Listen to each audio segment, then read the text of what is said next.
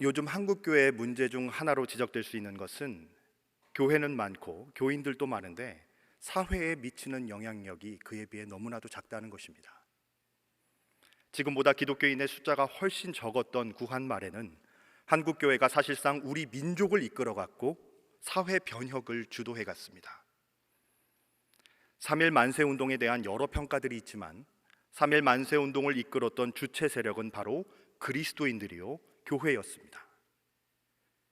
교회에 모여 태극기를 만들었고 성도들이 앞장서서 만세 운동을 일으켰습니다. 한국에 복음이 들어온 지 40년도 채 되지 않은 상태에서 민족 대표 33인 중에 절반 정도인 16명이 기독교인이었다는 것은 놀라운 일이 아닐 수 없습니다. 그러나 요즘 전체 인구의 20에서 25%를 차지할 정도로 그리스도인의 숫자가 늘어났지만 우리 사회에서 한국 교회는 점점 그 선한 영향력을 잃어가고 있습니다. 많은 이야기를 할 수 있지만 저는 오늘 그 원인 중에 하나로 헌신된 그리스도인들의 부족에 있다고 말씀드리고 싶습니다. 헌신된 사람을 통해 하나님은 일하십니다. 하나님은 그리고 역사하십니다.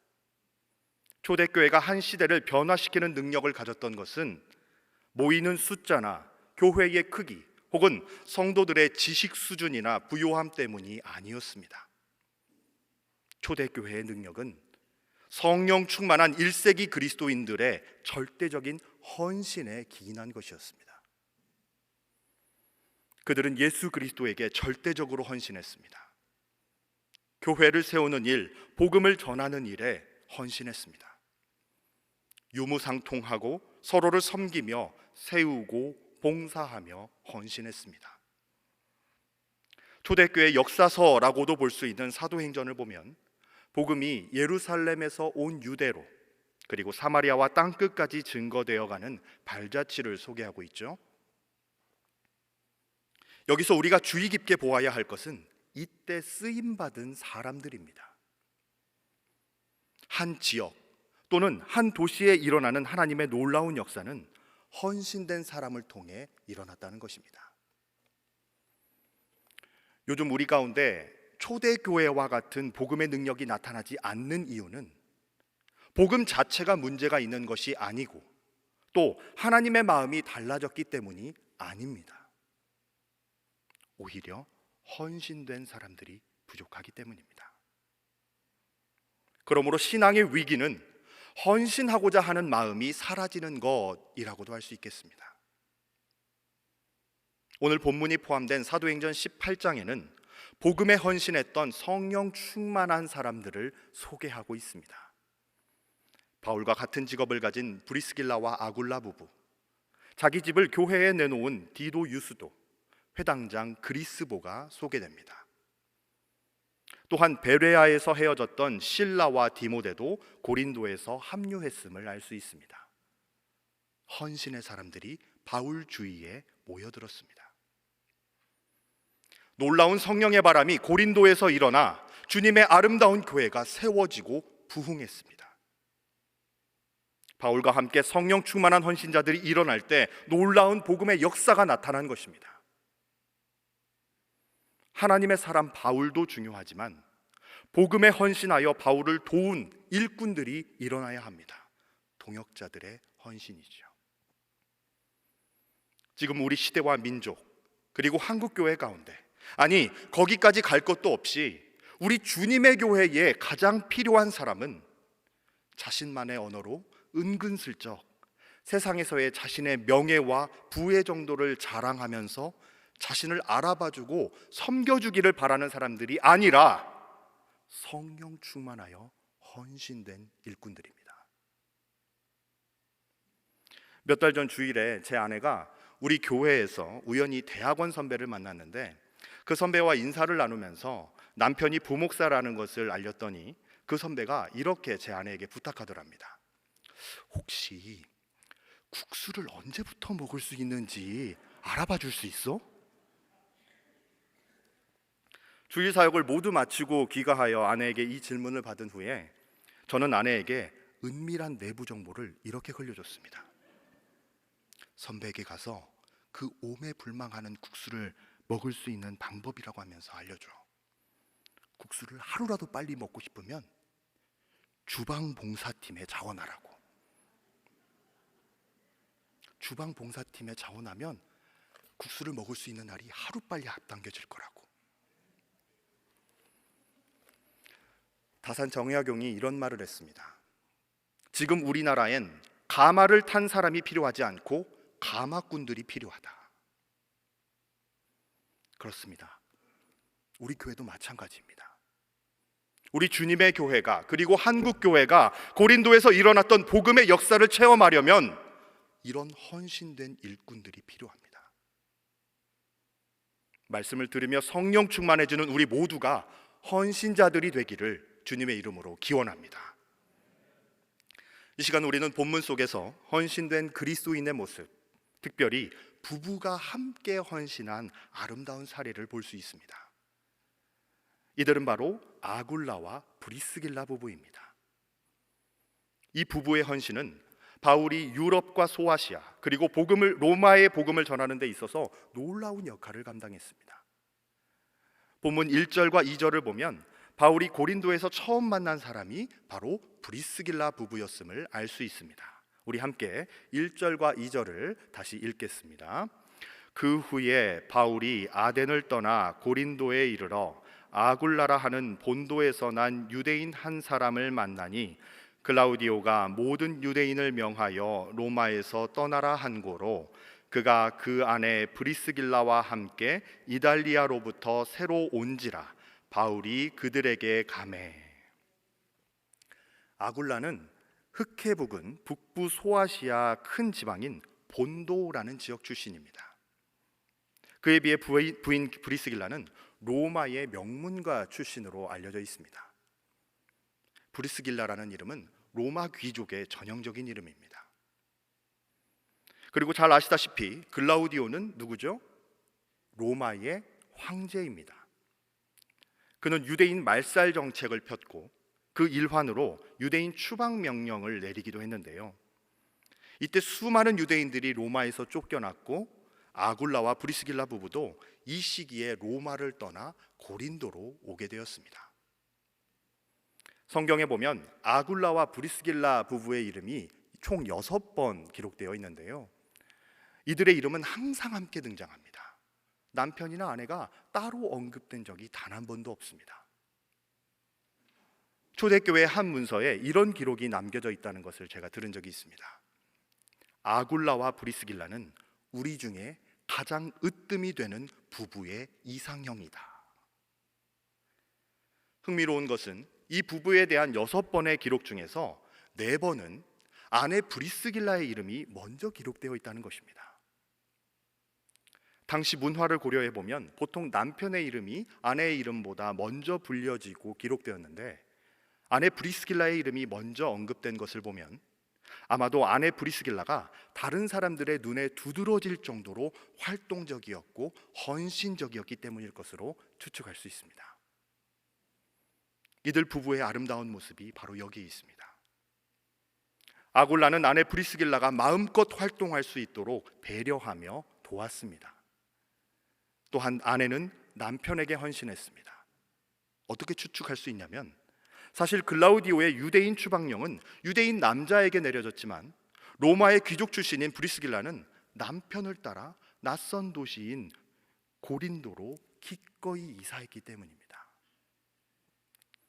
동시에 남편 아굴라는 넓은 마음을 가지고 아내 브리스길라가 마음껏 활동하도록 도와주고 있습니다. 참 아름다운 부부의 모습이죠. 이런 모습을 저는 올 한 해 동안 우리 주님의 교회 남선교회와 여전도회를 통해서 엿볼 수 있었습니다. 모두가 함께할 때는 물론이거니와 함께하지 못할 때도 서로의 부족한 부분과 필요를 채워주며 동역하는 모습이 정말 아름다웠고 목회자인 저에게 도전이 되기까지 했습니다. 이렇게 아름다운 브리스길라 아굴라 부부에게 가장 놀라운 축복이 찾아왔는데 그것은 바로 고린도에 와서 사도 바울을 만난 것입니다. 이 부부의 직업은 텐트를 만드는 것이었는데 공교롭게도 사도 바울 역시 같은 일을 이중직으로 하고 있었죠. 아마 바울은 고린도에 와서 어떤 사람에게 복음을 전할지 고민하다가 같은 직업을 가진 이들 부부를 만나게 되었고 이들에게 복음을 전하게 되었을 것입니다. 성경에서는 정확하게 말하지 않지만 아마도 이때 브리스길라 부부는 바울에게서 복음을 들었고 예수님을 그리스도로 만났던 것 같습니다.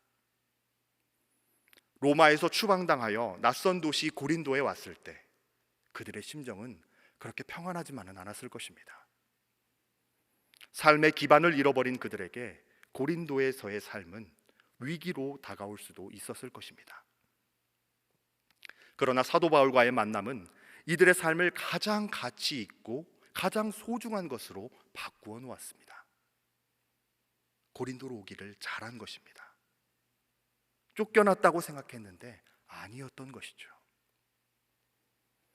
하나님은 이들 부부의 생애에 최고의 만남의 축복을 주셨습니다. 우리의 삶을 향한 하나님의 인도는 너무나도 놀랍죠. 사도 바울과의 만남은 이들 부부의 삶의 방향과 목적을 송두리째 바꾸어 놓았습니다. 사도 바울이 1년 6개월 정도 고린도에서 사역을 했을 때 그때 가장 가까이 하나님의 말씀으로 양육을 받을 수 있었던 사람들이 바로 이 부부였습니다. 이들은 바울을 통해 예수 그리스도를 깊이 알아갈수록 그리고 성령 충만해질수록 복음에 자신의 삶을 헌신해야 할 것임을 분명히 깨달았습니다. 무엇보다 고린도에서 바울이 하나님의 말씀에 사로잡혀 있었는데요. 우리 사도행전 18장 5절을 화면을 보시면서 함께 읽겠습니다. 실라와 디모데가 마게도냐로부터 내려오매 바울이 하나님의 말씀에 붙잡혀 유대인들에게 예수는 그리스도라 밝히 증언하니. 이처럼 고린도에서의 바울은 하나님의 말씀에 사로잡혀 있었습니다. 또 고린도전서 2장 1절에서 5절을 보면 당시 바울이 아덴에서 고린도로 갈 때에 어떤 심정을 가졌었는지 알 수 있습니다. 특히 1절에서 바울은 이런 말을 합니다. 형제들아, 내가 너희에게 나아가 하나님의 증거를 전할 때에 말과 지혜의 아름다운 것으로 아니하였나니. 아마 바울은 지난날 아덴, 오늘날의 그 아테네에서의 전도 실패를 염두에 두고 있는 것 같습니다. 이어서 그는 말하기를 내가 너희 중에서 예수 그리스도와 그가 십자가에 못 박히신 것 외에는 아무것도 알지 아니하기로 작정하였음이라고 하였는데, 이는 고린도로 오면서 오직 예수만을 말하겠다고 결심한 것이었습니다.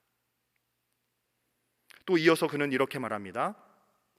내가 너희 가운데 거할 때에 약하고 두려워하고 심히 떨어노라.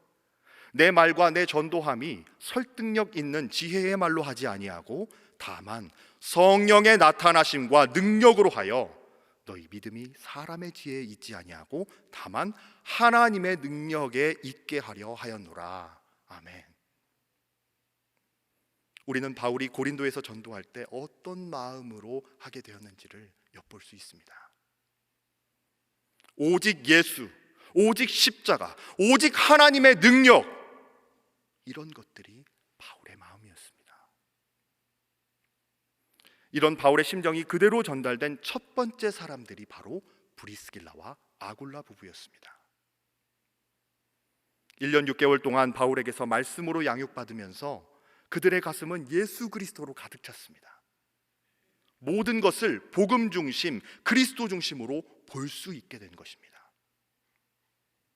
복음에 불타올랐던 바울의 심정이 그대로 이들 부부에게로 옮겨갔고 그리스도를 향한 바울의 헌신된 마음이 이들 부부의 가슴에 그대로 전달되었습니다.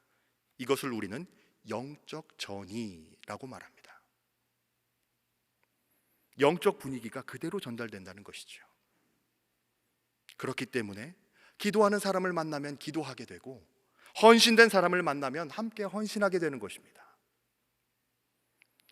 이들 부부가 얼마나 복음의 충격을 받았는지 사도행전 18장 24절 이하에 보면 이 사실을 알 수 있습니다. 여기에 보면 아볼로라고 하는 인물이 소개되죠. 아볼로는 당시 학문과 성경에 능통한 자였습니다. 언변도 뛰어난 사람이었어요. 어느 날 아굴라 부부가 아볼로의 설교를 듣게 되었습니다. 그의 설교는 논리적이었고 성경적이었습니다. 그런데 좀 이상합니다. 분명히 예수에 대해 설교는 하고 있지만 여전히 요한의 세례, 즉 윤리적인 설교에 그치고 있었던 것입니다. 이들 부부는 아볼로의 설교에 가장 중요한 복음이 빠졌다는 사실을 보게 됩니다.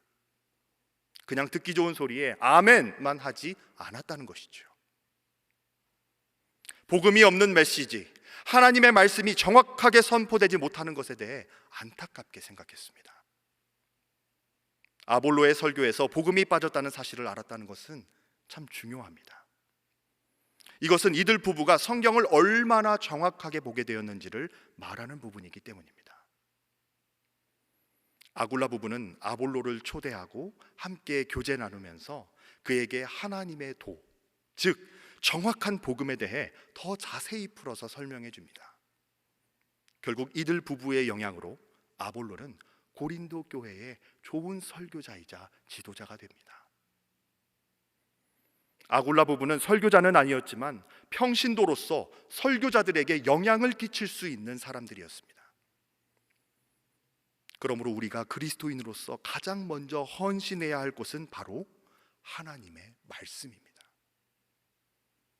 아굴라 부부는 하나님의 말씀으로 양육받고 헌신하는 일에 훈련했습니다. 초대교회에서는 말씀으로 훈련되지 않은 사람들에게 직분을 수여한 일이 없습니다. 말씀으로 훈련받고 말씀으로 무장된 사람들이 세상에 영향력을 줄 수 있기 때문이지요. 교회가 영적인 영향력을 잃어가는 것은 말씀에 헌신한 사람들이 줄어가기 때문이라고도 할 수 있습니다. 저는 여러분에게 도전하고 싶습니다. 주일과 수요일에 교회에 와서 드리는 예배 외에 예수 그리스도에 대해 깊이 알기 위해, 살아계신 하나님을 좀 더 깊이 체험하기 위해 1년이고 2년이고 시간을 바쳐서 말씀을 배우는 일에 전적으로 헌신하시기를 바랍니다. 아굴라 부부는 말씀에 헌신하면서 동시에 주님의 복음이 증거되는 일에, 그리고 동역자들을 철저히 섬겨야 한다는 의식이 마음 깊이 새겨졌습니다. 그래서 이들은 바울을 도와서 로마가 복음화되는 일에 전적으로 헌신하게 됩니다. 이들이 어느 정도 헌신했는지는 성경을 통해 알 수 있는데요, 사도행전 18장 18절 이하에 보면 바울이 고린도를 떠나서 에베소에 가게 되는데 이때 브리스길라 아굴라 부부가 동행합니다. 여러분, 이것은 단순한 동행이 아닙니다. 아예 삶의 터전을 또다시 버리고 이사를 갔다는 것입니다. 바울이 에베소에서 복음을 전한다고 했을 때 이들 부부는 자청하고 나섰습니다. 그래서 고린도에서의 사업을 정리했습니다. 참 놀라운 일이죠. 복음을 위해 자기의 사업도 정리할 수 있는 이런 용기와 결단을 가졌던 초대교회 성도들의 모습을 우리는 주목해야 합니다. 이 부부의 헌신은 여기서 끝나지 않았습니다. 고린도전서 16장 19절에 보면 바울이 로마에서 고린도 교회에 편지를 보낼 때 아시아의 교회들이 너희에게 문안하고 아굴라와 브리스가와 그 집에 있는 교회가 주 안에서 너희에게 간절히 문안하고 라고 기록되어 있습니다. 브리스가는 브리스길라의 애칭이죠. 고린도뿐만 아니라 바울이 로마에서 복음을 전할 때도 아굴라 부부는 함께 있었습니다. 이때도 그들의 집이 교회가 되었다고 성경은 말하고 있습니다. 이들 부부는 글라우디오 황제가 죽고 나자 다시 바울과 함께 로마로 왔던 것입니다. 또 로마서 16장 3절에 보면 바울은 그들을 예수 안에서 나의 동역자라고 소개하고 있습니다. 원어인 헬라어로 동역자는 쉬네르고스라고 합니다. 이 뜻은 동료 일꾼이라는 뜻도 가지고 있지만 동시에 짐을 같이 지고 매를 함께 맞는 자라는 의미를 가지고 있습니다. 4절에 계속 말하기를 그들은 내 목숨을 위하여 자기들의 목까지도 내놓았나니 나뿐 아니라 이방인의 모든 교회도 그들에게 감사하느니라 라고 기록되어 있습니다. 이들 부부는 바울을 위해 목숨까지도 내어놓을 수 있었다고 말합니다. 어떻게 그렇게 할 수 있었을까요? 복음을 제대로 알고 있었기 때문입니다. 우리 주님은 이 부부를 위해 실제로 목숨을 바치면서까지 하나님께 헌신하시고 우리를 위해 헌신하셨음을 알고 있었기에 동역자를 위해, 교회를 위해 자신을 온전히 헌신할 수 있었던 것입니다. 아마 이들은 이렇게 말했을 것입니다. 바울이여, 당신을 위해 우리가 목숨까지도 내어놓겠습니다. 이 귀한 복음을 전하는 일에 최선을 다하십시오. 교회 안에 아굴라 부부와 같이 동역자들을 위해 헌신하는 사람들이 일어나야 합니다.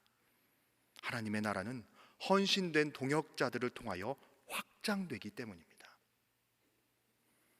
고 한경직 목사님은 한국교회의 큰 별이셨습니다. 한평생 목회와 봉사에 헌신된 삶을 통해서 수많은 사람들에게 예수님을 증거하셨죠.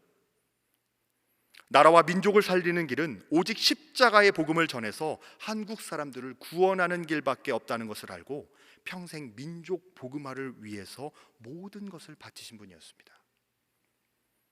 그래서 그분은 세상의 강을 이미 건너간 피안의 삶을 사셨습니다. 통장과 집과 재산을 소유하지 않은 삼무의 삶을 살았죠. 예수님만을 증거하며 예수님처럼 사신 큰 별이었습니다. 그런데 그 큰 별을 만든 작은 별들이 있습니다. 소년 한경직이 평안남도 평원군 공덕면 갈리 마을에서 자라며 그 동네에 있던 진광소학교에 다녔는데 홍기두라는 선생님이 소년 한경직에게 다른 과목들과 함께 성경을 가르쳤고 나라 사랑과 하나님 사랑을 가르쳐 주었다고 합니다. 그리고 그 동네에 있던 반작교회에 다녔는데 반작교회의 우용진이라는 전도사님이 소년 한경직에게 성경과 기도와 찬송을 가르쳐 주었다고 합니다. 홍기도 선생님과 우용진 전도사님이 소년 한경직을 예수님에게로 인도한 것입니다. 그 두 사람이 소년 한경직을 오산학교로도 보냈죠. 한경직 목사님은 자기의 과거를 돌이켜 볼 때마다 언제나 홍기도 선생님과 우용진 전도사님에 대한 이야기를 하셨습니다. 홍기도 선생님과 우용진 전도사님은 소년 한경직을 예수 그리스도에게로 인도한 작은 별들이었습니다. 사도 바울은 큰 별들 중에 큰 별이었죠. 그런데 그 큰 별 바울을 만든 작은 별들이 역시나 있었습니다. 사도 바울이 항상 말하는 사람이 있었는데요, 그들이 바로 아굴라와 브리스길라 부부였습니다. 우리 사랑하는 주님의 교회 성도 여러분, 주님은 말씀하셨습니다. 추수할 것은 많되 일꾼이 적으니 그러므로 추수하는 주인에게 청하여 추수한 일꾼들을 보내주소서 하라 하시니라. 하지만 여전히 헌신은 쉽지 않습니다. 저 역시도 마찬가지고요.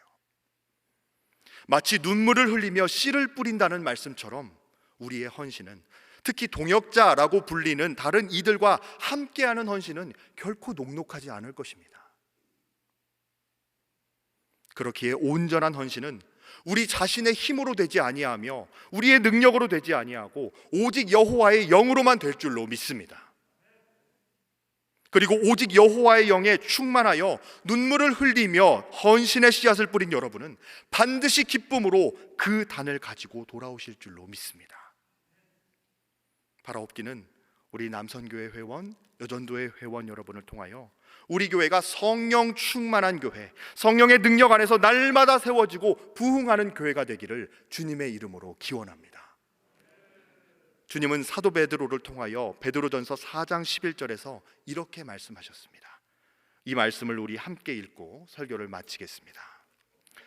만일 누가 말하려면 하나님의 말씀을 하는 것 같이 하고 누가 봉사하려면 하나님이 공급하시는 힘으로 하는 것 같이 하라. 이는 범사의 예수 그리스도로 말미암아 하나님이 영광을 받으시게 하려 함이니 그에게 영광과 권능이 세세에 무궁하도록 있느니라. 아멘. 우리 주님의 교회 모든 성도님들이 남선교회 회원으로서 아굴라처럼 여전도의 회원으로서 브리스길라처럼 성령 충만함으로 헌신하여 하나님께 영광 돌리고 그 안에서 더 큰 은혜와 축복을 받아 누리실 수 있기를 예수님의 이름으로 기원합니다. 이 시간 우리 함께 섬김이라는 찬양을 함께 고백하며 나아가겠습니다. 이 찬양의 가사처럼 하늘의 영광을 버리고 이 낮은 곳에 내려오셔서 우리에게 헌신과 섬김의 모범을 보여주신 우리 주님을 생각하면서 우리 또한 헌신과 섬김을 결단하는 시간이 되면 좋겠습니다. 하나님 아버지 감사합니다. 오늘 주신 말씀을 통해 성령 충만케 하시고 주님 앞에 헌신을 결단케 하심에 감사드립니다. 하나님 앞에 신실하고 바울을 목숨 바쳐 사랑했던 브리스길라와 아굴라를 본받아 우리 역시 주님의 일꾼으로 헌신하여 우리의 가정과 교회 그리고 나라와 민족을 믿음의 반석 위에 굳건하게 세우게 하여 주시옵소서. 이에 본을 보이며 올 한 해 동안 봉사한 남선교 회원들과 여전도 회원들에게 하나님의 크신 위로가 임하게 하여 주시옵시고 이 또한 동력이 되어 날이 가고 해가 갈수록 주님 앞에 헌신자로서의 삶을 이어가게 하여 주시옵소서. 코로나로 인해 멈췄던 활동과 봉사들이 재개되고 있는 가운데 우리 회원들이 너무나도 부족합니다. 추수할 일꾼을 모집하는 주님의 부르심에 우리 주님의 교회 성도들이 구름대같이 자원하여 합력하여 선을 이루는 아름다운 모습이 우리 가운데 이루어지게 하여 주시옵소서. 주님의 겸비한 섬김을 기억하게 하시고 모든 성도들이 주님을 본받아 서로 섬기고 봉사하는 가운데 초대교회와 같은 성령 충만의 영적 부흥과 영적 전이가 우리 주님의 교회 가운데 일어나게 하여 주시사 온전한 하나님의 선교가 이루어지게 하여 주시옵소서. 이를 이루게 하실 성령님을 의지하며 모든 말씀 예수님의 이름으로 기도드립니다. 아멘.